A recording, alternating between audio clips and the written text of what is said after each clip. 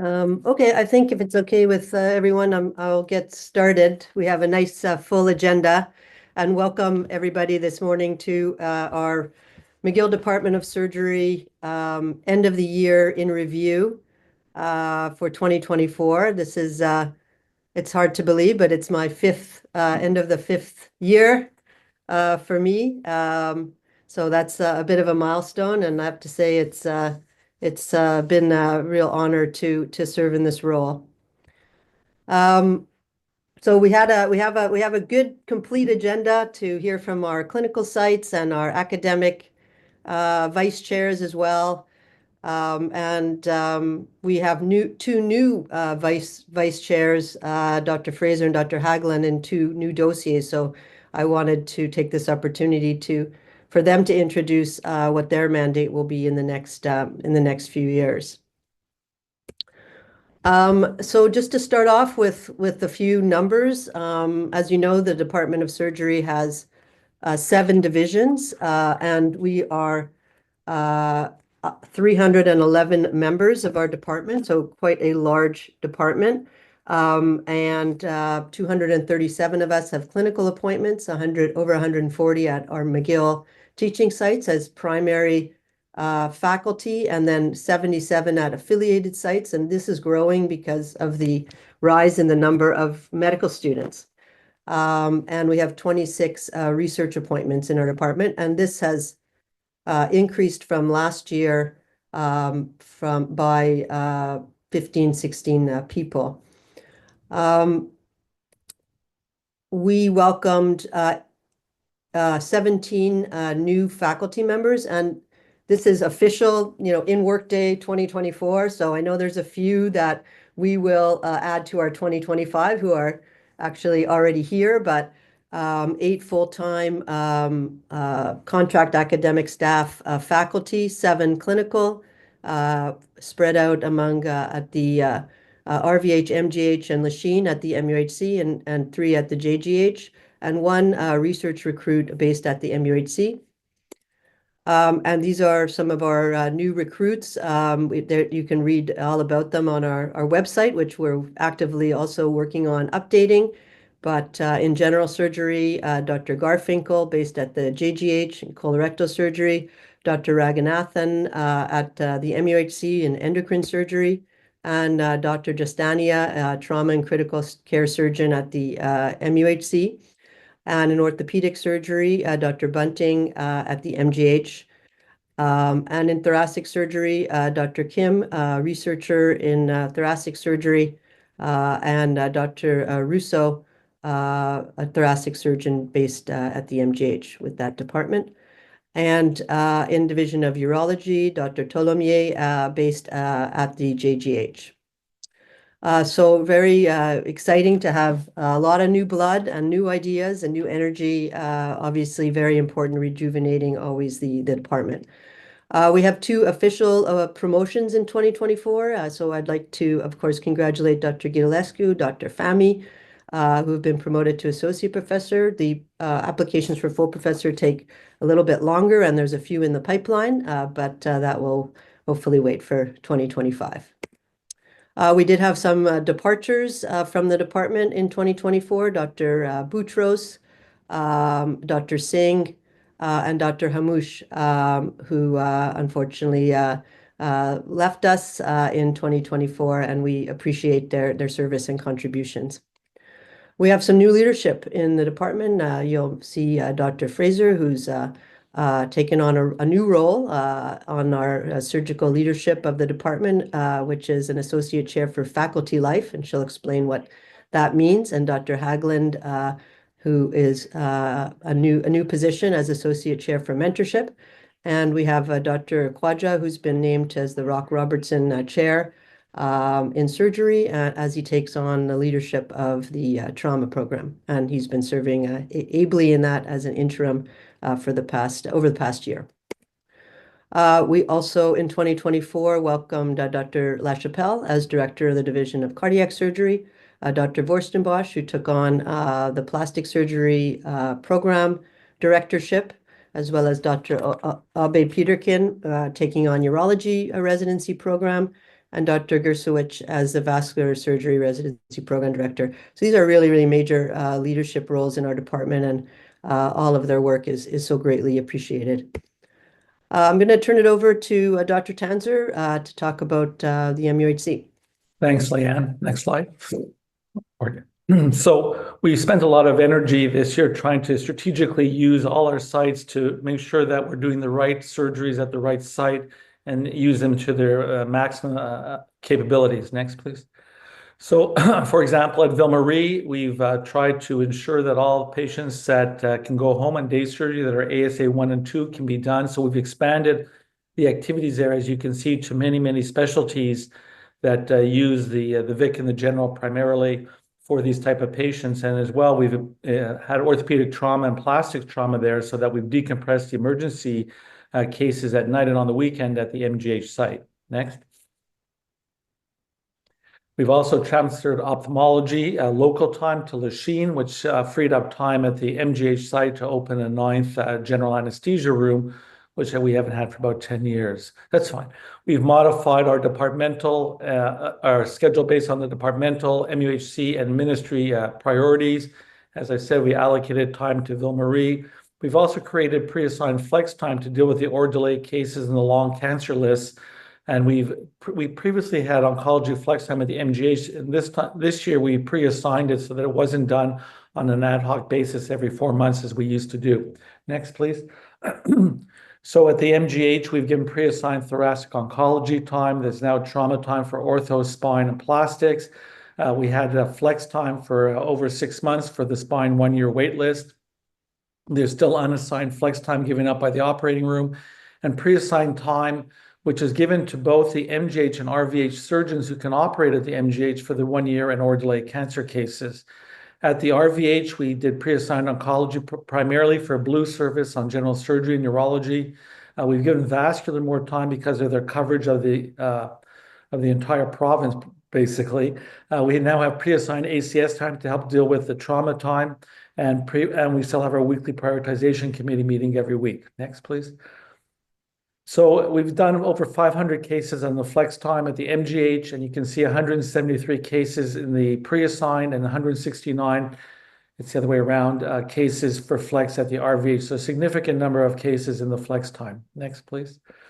So overall, if you look at from periods 1 to 8 compared to last year, we're up almost 1,600 cases at the MUHC, actually just at the Vic and the General, which is about 10%.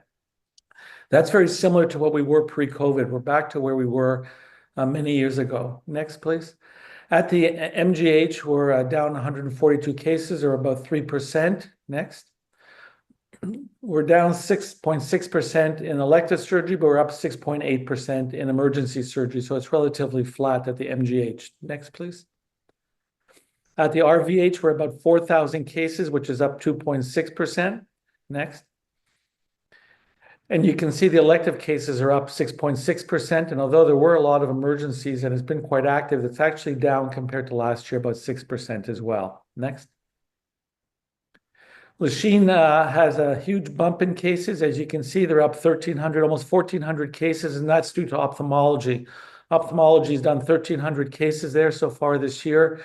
The IOM, as I'll show you, between the two of them, will do about 8,000 cataracts this coming year. Next, please.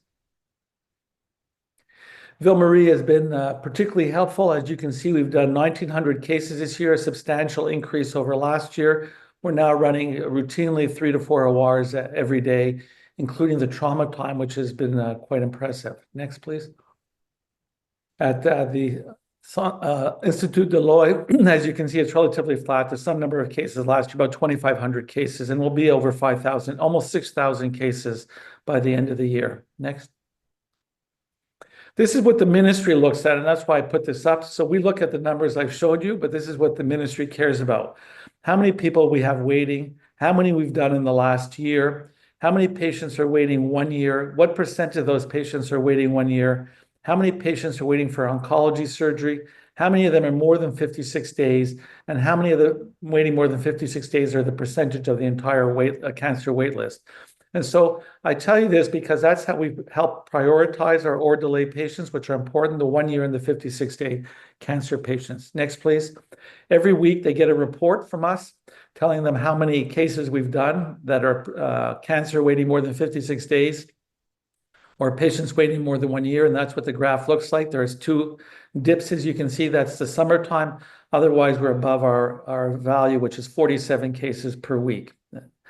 Next, please. So that's why the Corp keeps bothering all you guys, telling us to do the cases and what we should do, because we want to make sure, not that we're compliant for the ministry, but that we make sure that we're compliant with our own internal policies on prioritization. There has been some OR renewal at the MGH site. We've created 2 new operating rooms, as you can see, Theater 1 and Theater 6, which are a combination of rooms. We do finally have the 3D C-arm and working on the software for the 3D software. And we finally have a robot at the MGH site again. Next, please. So the robot's become very popular at the RVH site. There's an increasing demand for it. So we've created a robot calendar that surgeons can view so that if there is any unused time, at least 3 weeks in advance, the surgeons can ask for the robot time, even if it's not assigned to them at that day. So they've done 342 cases at the RVH up to date and 77 at the general, primarily general surgery, and you see thoracic surgery as well. Next, please. So we've done very well this past year. We don't know what's ahead of us. We are having some manpower issues again that we're working on. We do have some strategies to try to minimize or shorten these manpower issues. And so the schedules have been released and we are revising many of them. But we will continue to strive to maintain the maximum number of ORs we can. And so we should know this over the next couple of weeks, or so, actually over the next week or so. And that's it, Liane. Thank you very much. Thank you, Michael. Thank you very much. And I'm just going to add 2 other little things about from the MUHC outside of the OR, which was last year we said that we had just opened an ERAS unit, a new unit that was specifically dedicated towards short stay and ERAS patients at the MGH, where we had a very high rate of cancellations for no beds. 7% of our patients in 22-23 were canceled, scheduled patients just for no beds, not overall cancellations. And the ERAS unit has helped a lot drop that to about 2% now, and that looks like it's been sustained. It's been associated with an increase in the number of same-day admission cases by an average of 1 a day, decrease the length of stay of ERAS eligible cases by about a day, from 3 days to 2 days, and decreased the time in the emergency department for patients that were able to be admitted to the ERAS unit while they were waiting for their surgery. So really big, I think, addition at the MGH that's helped lower the temperature a little bit and the intensity of trying to find trying to find beds for all of these patients that have been, as Michael said, often waiting very long time. I do want to also mention that we were able to have pretty much a soft launch of this AI video analytics platform. It's in 9 rooms at the MUHC, 5 at the general and 4 at the RVH. And some people are starting to get the sense of what this can do. But I think, as I said, it's a soft launch, and I look forward to giving a more detailed talk about why I think this is a really exciting opportunity, and I'll do that in the new year. Dr. Chater for the JGH.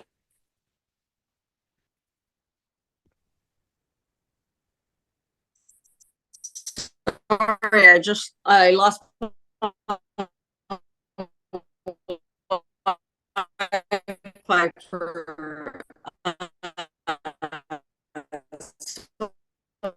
We don't hear you well, Ruth. Sorry, Ruth. Is it just me? I'm doing a very brief. Sorry. Yeah, we heard you better. Do you hear me now? Yeah, yeah. Sorry. We're going to do a fast review. Liane says I have to stay on time. Next slide. Sorry, Ruth. We don't hear you well. So maybe sign out off and sign on again, and we'll go to Ron, and then we'll come back to Ruth in a minute. So if Ron is here, I will, Aye. I'm gonna just, let me just find your slides.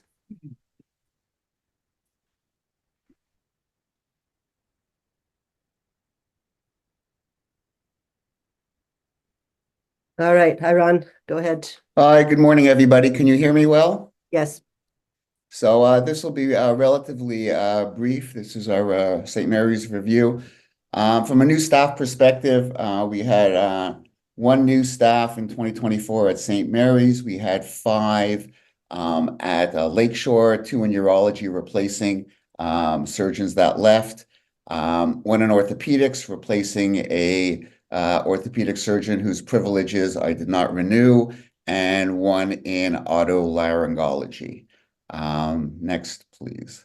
In terms of new divisional chiefs, Dr. Zelt, although this happened in 2023, it officially came through in 2024. Dr. Zelt replaced Dr. Schwartz as the CS chief of plastic surgery, as well as the chief at St. Mary's. Dr. Valong Dao replaced Dr. Lennis as the chief of maxillofacial surgery. And Dr. Matthews took over from Dr. Zinni as the chief of urology. Next, please. From a job availability perspective, we have surprisingly 3 PEMs available in general surgery. Dr. Don Anderson's position, Dr. Al Marouz, who resigned, and more recently, Dr. Maria Boukhalil, who took a PEM at Hospital Mason of Rosemont after being with us for about 1.5 years, and her position has been posted. I understand we have about 12 applicants. We're going to have a search committee planned for early January, to fill that position. We have a PEM available in plastics, which we're working on as well. And one of the things that I've been discussing with Dr. McKenzie is that you may or may not know that our vascular PEM was given back to the ministry by a previous hospital administration, working hard to get that vascular PEM back, and working on a strategic plan with Drs. McKenzie and Obrand to see how that ultimately can be incorporated well into the vascular program within McGill. Just a few highlights. I'm told St. Mary's Foundation, I am told, received the largest private donation this year in Quebec's history. Something that obviously they are very happy with. We've had 2 visits from the Associate Health Minister to our operating rooms. On one of those visits, we had an opportunity to present our joint replacement program. This was all in the context of trying to get some approval for OR renovation and OR expansion. That's a project that's still in the works. And clearly with what's going on at Santé Quebec, I'm not anticipating any major moves in that direction in the near term.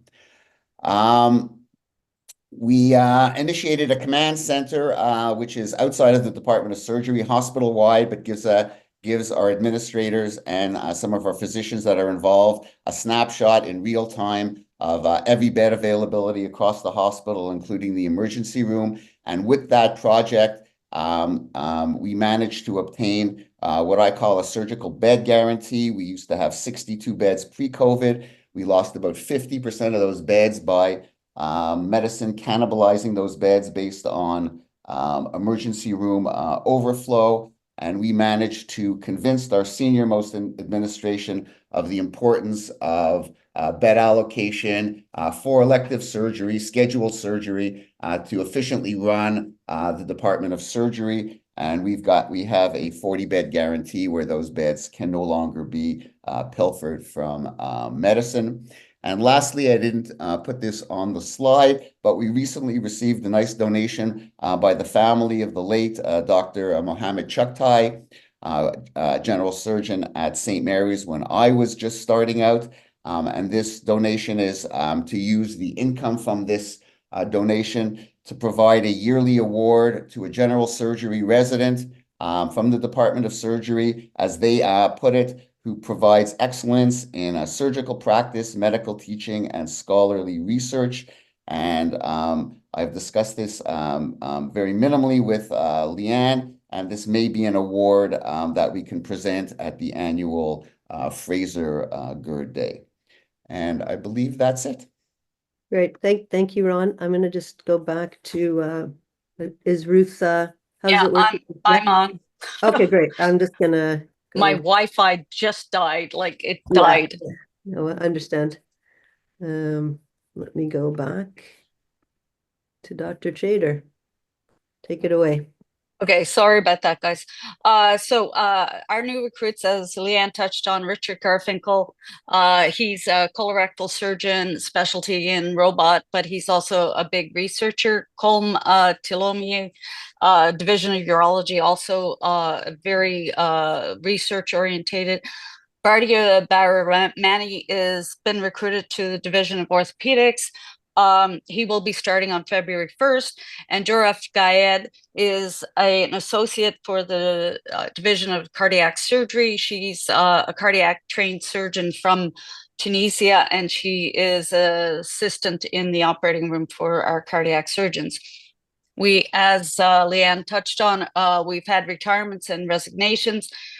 Izzy Shanfield retired officially from general surgery. Jas Singh resigned from urology, and Mary Lise Boutros resigned from colorectal. Len Rosen from ortho is on a progressive retirement, and so when it's an official full-time retirement, I will have him included in our retirements. Unfortunately, we lost two of our surgeons in the past year. Harvey Sigmund, who was a great mentor of mine, passed away in the spring, as did Steve Jacobson from the Division of Urology. Again, academic appointments. J.S. Peltier is the chair for surgical foundations, program director for surgical foundations. Ellie Gershwitz for vascular surgery, and Allison Pang is the assistant PD for surgical foundations. Again, Liane said Shannon has become the assistant chair for faculty life department of surgery. Gabby is the assistant dean for accreditation postgraduate medical education.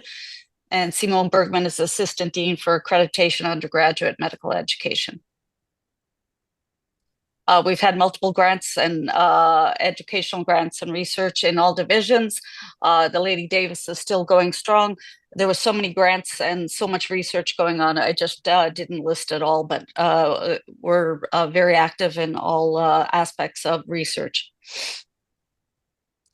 Clinically, we're running 13 rooms a day at the JGH. One is a local room. We run 5 rooms a week at Le Sanctuaire, which is our private surgical center. Laser View, they run 5 rooms minimum a week. Most days they're running 2 rooms every day. We have no oncology cases that are hors delay after 56 days. We had 2 ophthalmology cataract cases that were greater than 1 year that just got taken off. So right now we have no cases greater than 1 year on our waiting list.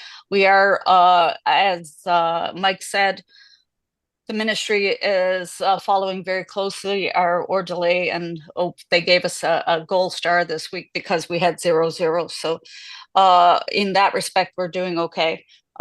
We also have flex time that we use to do our cancer cases that are coming up on hors delay, and we assign it ad hoc. I think, what Mike is doing makes sense, but we don't have a lot of flex time.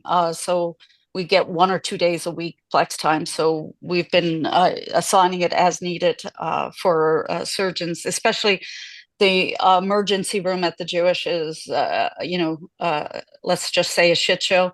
And in the past week, ortho has seen 19 hip fractures. We've operated on 19 hip fractures. So that takes up all of our trauma time and some of our elective time. And ortho has been the only service that's been getting canceled because out of our 32 beds on ortho, 30 of them are occupied by hip fractures right now. So we have no room to run. That's about it, I think, for us at the Jewish. We're keeping our head above water, which is better than most. Thank you, Ruth. Yes, and thank you to all three of our clinical leads and surgeons in chief at the various hospitals. We're now going to move to some of our the academic chairs dossiers.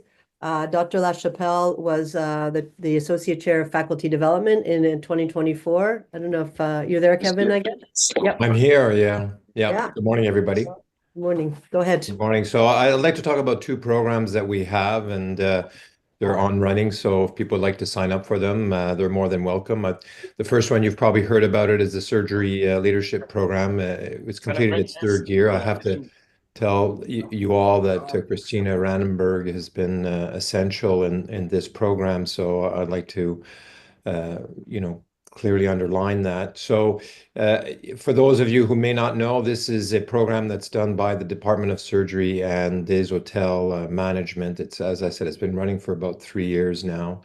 And we have 7 sessions, 7 modules that cover the essentials of leadership, and with a specific emphasis on healthcare and a specific emphasis on the environment in surgery. Last year, we had the people from Des Hôtels actually in the operating room and observing what actually goes on and the type of environment that we do have. So this year, it has been completely face-to-face, which people appreciate quite a bit, and it has a big impact on the team dynamics of the people taking it. And so we've had this year also some cross-departmental collaboration with ENT, anesthesia, and surgery, and we're going to continue that. Also, we've had people in more research-aligned streams take the course. So I would really say it's open to pretty everybody around the Department of Surgery, not specifically for the department, but people within either doing research within surgery or people within the research clinical environment in surgery. So I will be having it again this year, and you'll be getting emails about signing up and so on and so forth. If you wish to have more information, you can email me directly or Christina Rannenberg. You have the next slide. I think the next slide is a picture or something. Yeah, there's a picture of the group that I've taken it. Some of these people you recognize. Next slide. Last year in February, we gave the first edition of the Surgical Teaching and Readiness course, the STAR course, and it's about teaching skills in the operating room. I had a large committee that put that together, so that it wasn't just one person, and it was delivered both as a plenary and mainly as a hands-on component. And it's really, kind of goes over some of the basics of teaching, but really within the surgical environment. And it's a video-based teaching, and so you're in small groups. You have an opportunity to watch video. You have an opportunity to discuss the issues in a group with an invigilator and an instructor. So I think it's quite good. It's quite hands-on, and it's quite one-on-one and supporting from your own peers. So next slide, please. We go over the main issues around the environment. Next slide. And as I said, it's really a video-based, so there's a lot of hands-on and a lot of discussion led. So I think last year it was very well received, and we've been asked to kind of put it on again this year. So that's what we're going to try to do to set up for March. Again, you'll be getting a save the date once we kind of confirm the date that we're gonna do it. Last year it was at the Glen. Perhaps this year we'll move it either to the general or to the Jewish, depending on the people we want to target. Thank you. Thank you, Kevin. And that's this year we've revised a little bit the roles on the exec. So this faculty development vice chair is actually being sunsetted, and I really want to thank Kevin for his work in this dossier over the last few years. And we have two new associate chairs or vice chairs taking on specific mandates. So we're going to hear from Dr. Fraser, who's been appointed as our first vice chair for Faculty Life. Shannon? Good morning. Thanks, everyone.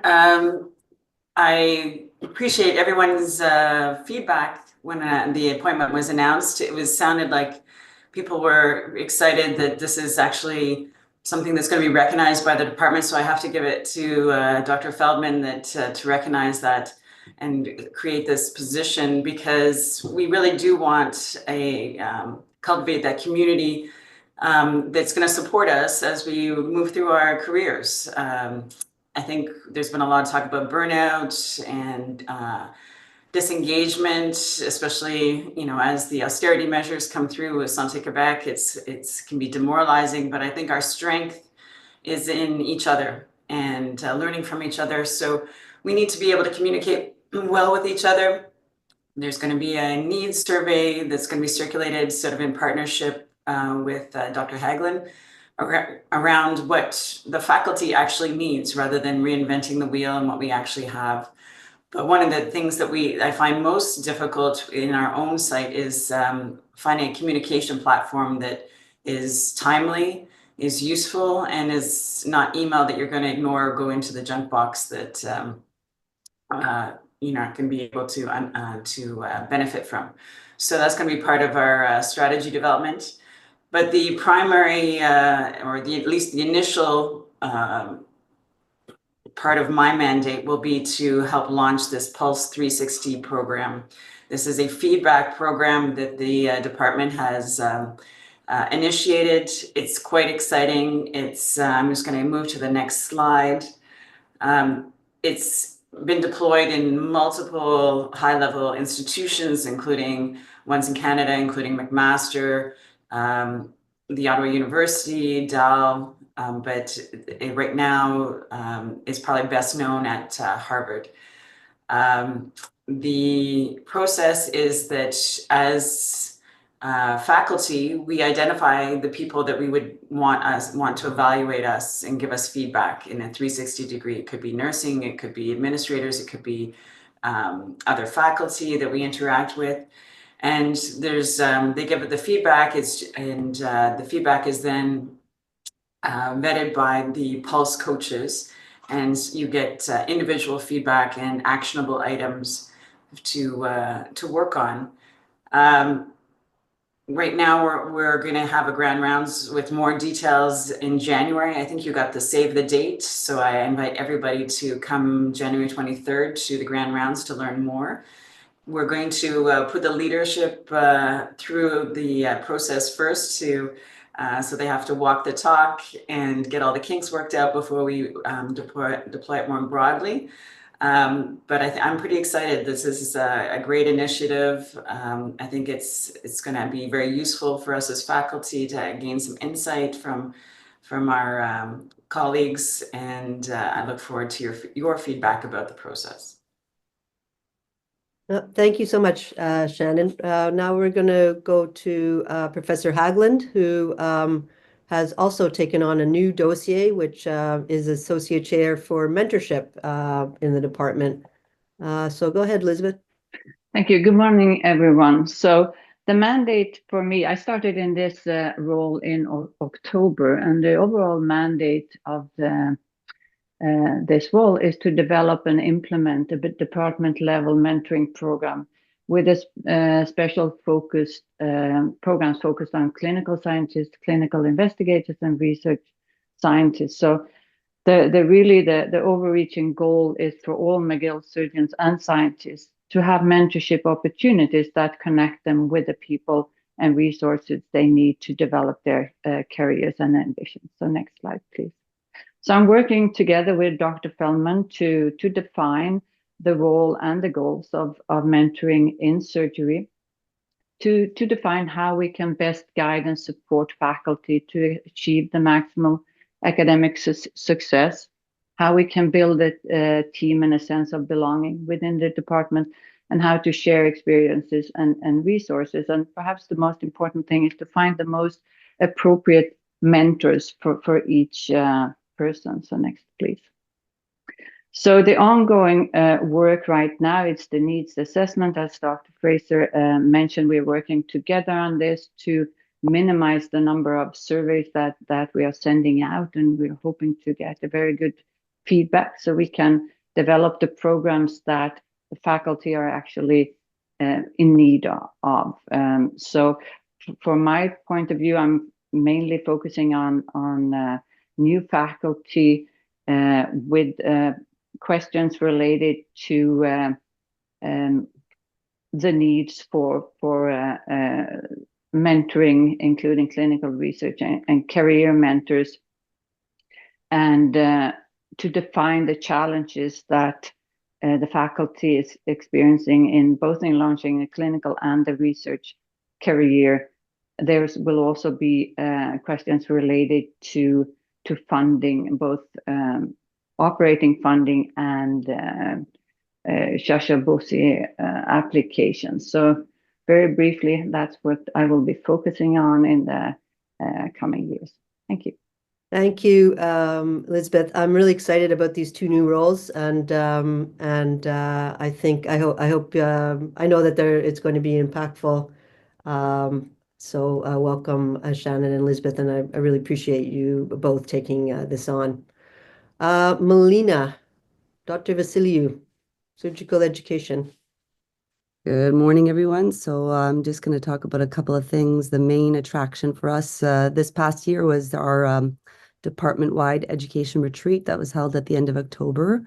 And I'll just mention very briefly resident mini leadership course modeled after the course that Kevin spoke about. Next slide.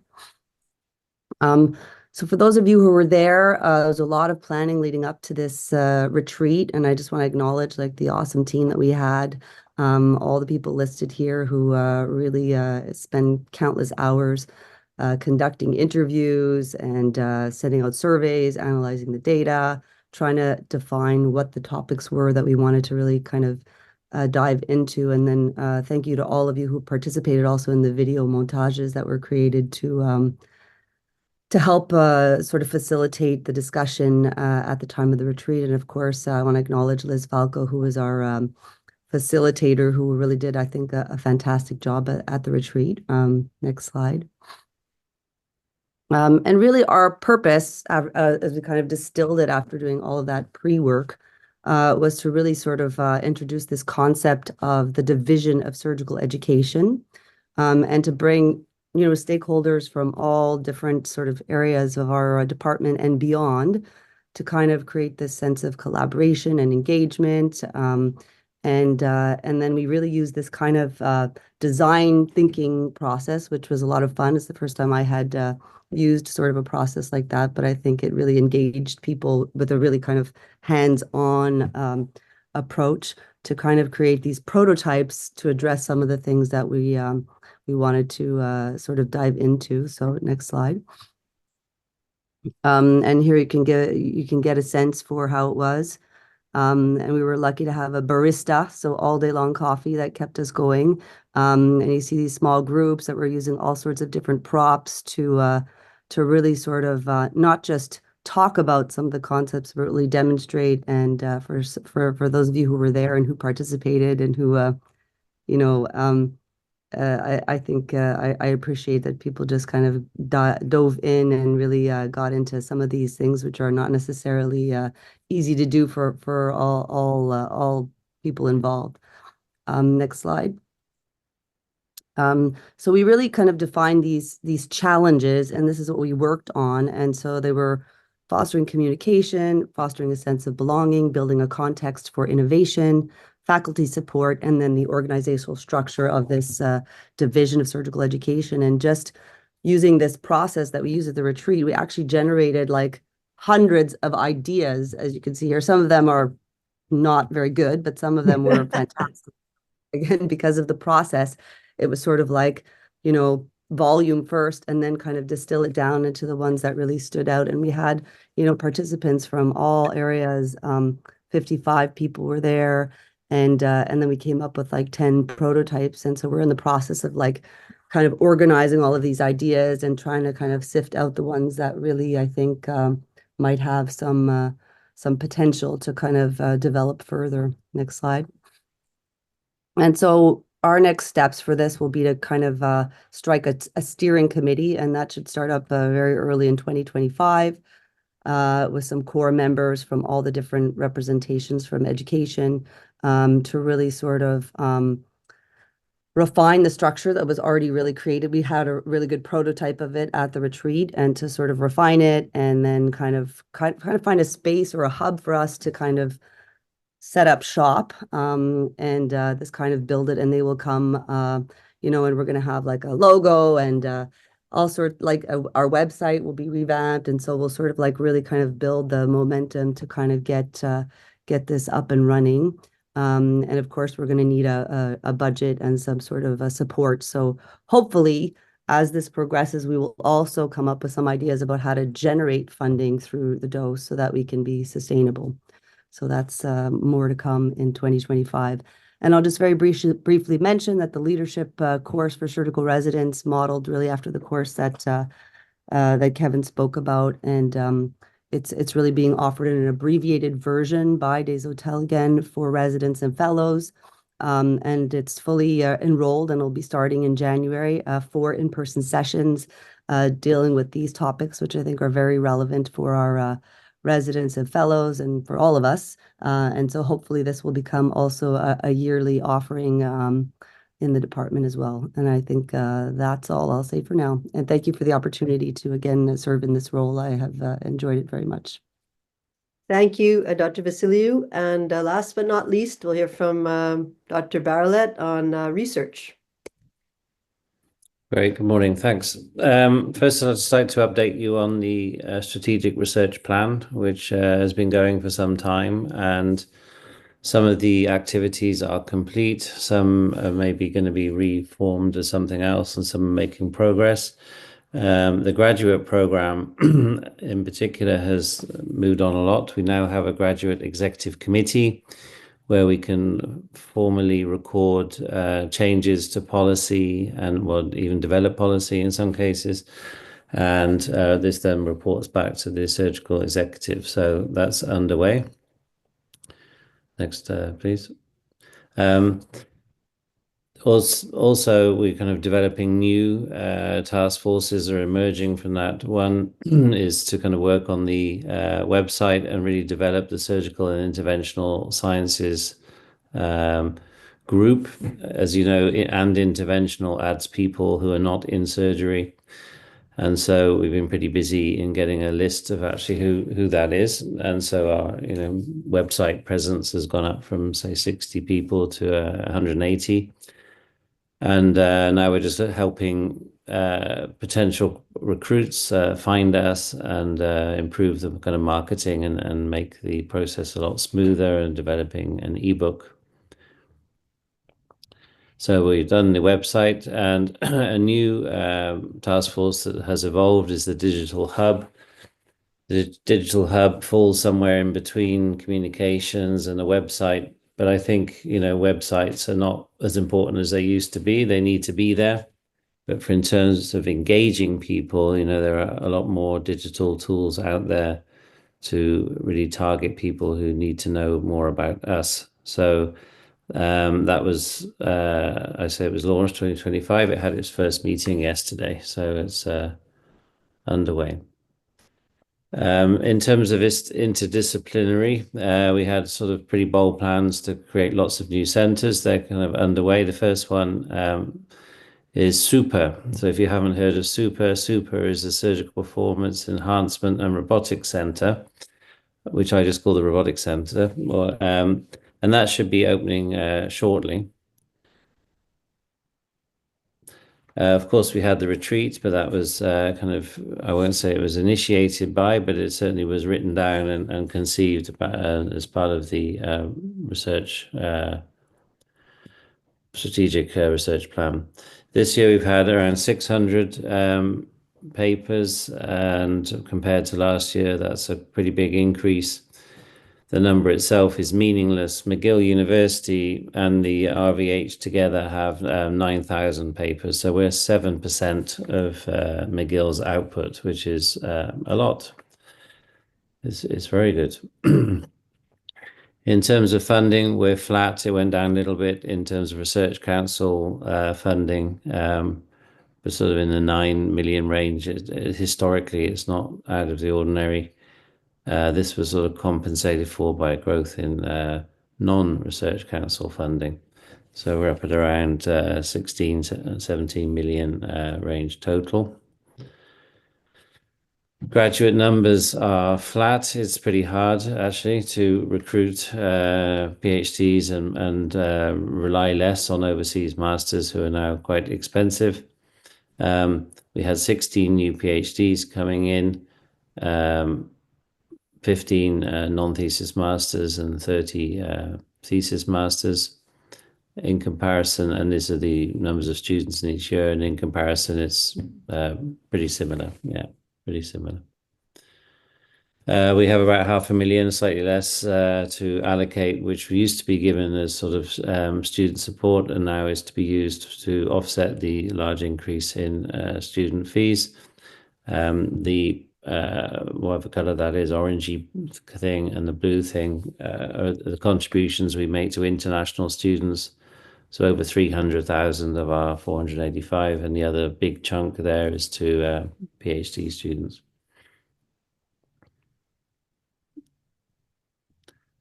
We're in year 5 of our eSIM program, early career mentorship program. This year, we're going to be joined by Professor Hagland, which will be great. And we haven't had so many people from surgery last year, but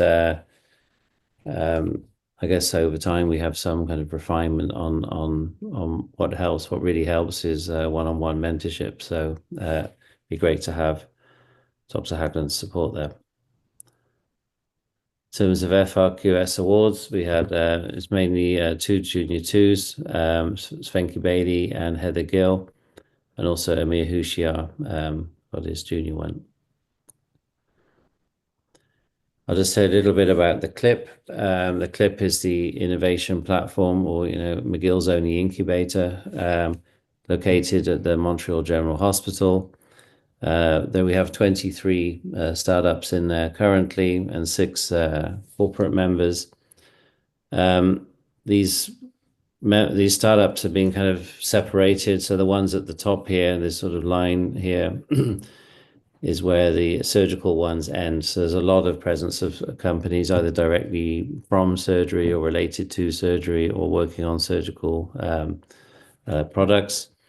We are criticized a lot for favoring surgical startups. That's not the case. There are just a lot of surgical startups at the moment. So if you're not aware of the CLIP and have an idea for a new product, please contact us. Those startups have generated around 8 patents are granted and 23 pending. That's about the same as the rest of the RI combined. We the CLIP have raised over $250,000 in business grants for those companies, who themselves have raised 28 million in total. And their purpose there really is to increase their technology readiness level. Of course, you saw Chess Medical this year was someone from not from surgery, but related to surgery, who had an exit, and they were one of the first teams that we supported. So that's great.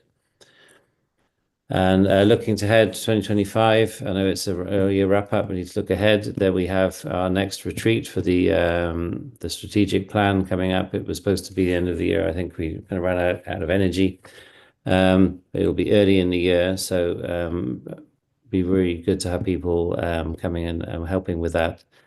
The the Surgical Performance, aka Robotics Center, will be opening in early February. That's built. And once we have delivery of the intuitive robot, which is a research machine, not a clinical machine, that's when we'll be having our official launch. And then we have our research day, the Surgical and Interventional Sciences Research Day. Last year we had a NASA scientist. This year we have Damian Miklovic. If you don't know who he is, he's one of the pioneers of using electroporation for cardiac ablation and also tumor ablation. So he'll be here on May the 16th once we find a venue, and you're all very welcome to attend. Thank you.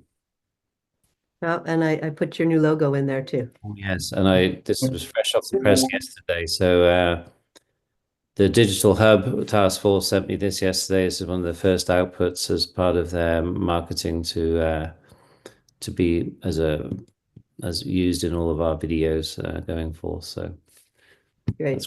Thank you, Jake. And I'm just gonna take a minute to wrap up and remind you that if you need last minute, holiday gifts, Department of Surgery may have what you need. A little onesie, super adorable. You need to drink water. If you need a new lanyard. So if you want, and a really nice hoodie, it says Department of Surgery McGill. You can't get this anywhere. This is unique. Just email Stephanie and pick it up. I want to thank our AEC 6 leadership, especially Justine. It's been a really fantastic colleague for all of this incredible work that you see. It takes a huge amount of effort and excellent administrative skills and management skills. So Justine has a great group around her, but she's been a fantastic leader. So thank you very much. And this year, I think Stephanie joined. You'll get emails from her, and she's doing a terrific job as well. And luckily, we have a mature group that really does all the work that's required behind the scenes. And of course, in my office, Stephanie, thank you very much, and Maria as well, who always is there to lend a hand.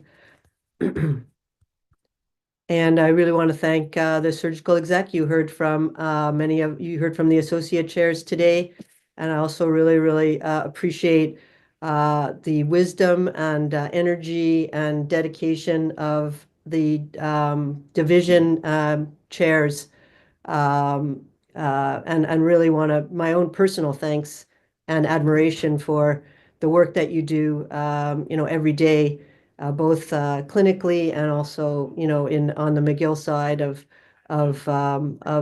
being great leaders and mentors for your own faculty, recruiting, and as we've seen, there's a lot of activity in recruitment, and just really admire each of you and appreciate all that you're doing for the department. So Greg, Paula, Lorenzo, Mirko, Kevin, Kent, and Simon, you're great colleagues, and I think we're lucky. We're lucky to have such a great group of leaders in the department.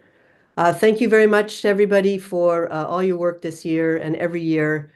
It never ceases to amaze me the incredible work that is done all across our department, both in the ORs and any endoscopy and any unit that we work in, as well as teaching and mentorship at every level.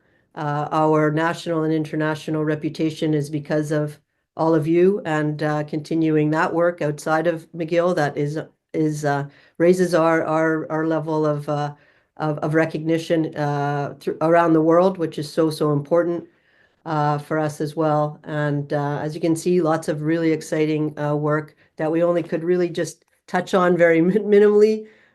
Each of these dossiers could have its own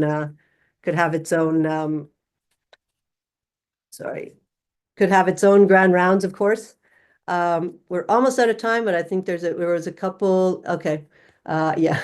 There was a question in the chat that Dr. Tanzer had addressed about increasing our robot fleet at the Glen, which is probably not in the cards for this exact moment, but definitely optimizing its use to 100% is definitely in the cards. And as we heard, we will have Intuitive loaning us an XI robot for research purposes as well, which is very exciting, and I think demonstrates their trust in the department as well. If I don't see any other questions in the chat, we have about a couple of minutes. If there's any other questions or comments, I'd be happy to take them.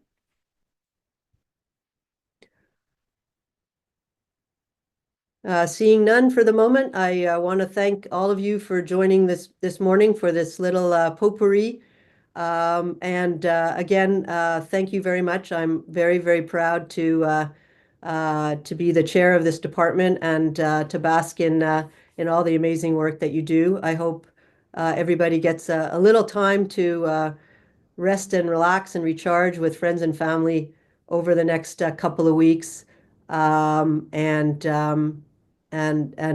continue this this amazing work that you all do. And with great respect, I say that to each and every one of you. So have a great day, and we'll see you soon. Bye now.